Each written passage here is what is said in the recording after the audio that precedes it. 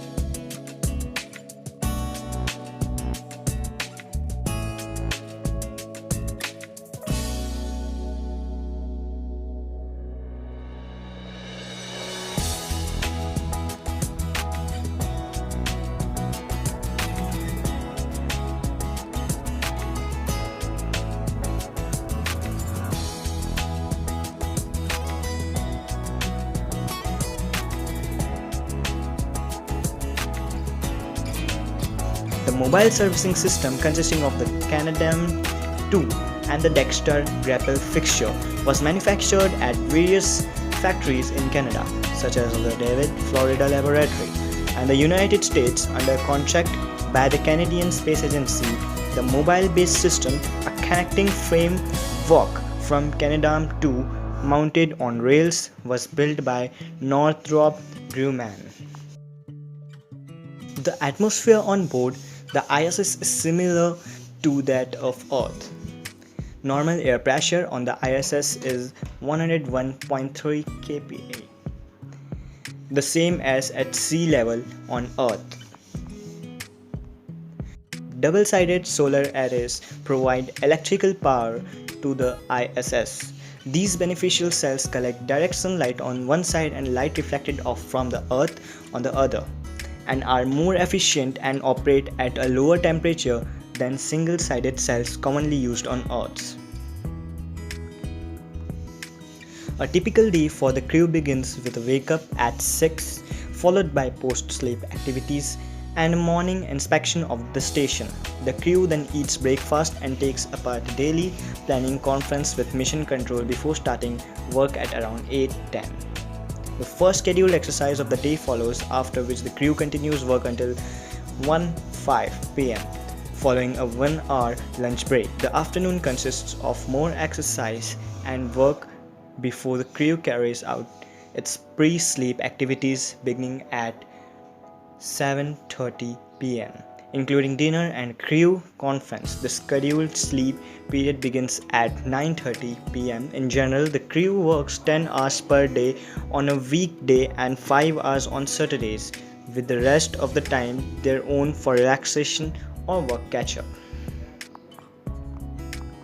According to the Outer Space Treaty, the United States and Russia are legally responsible for all modules they have launched.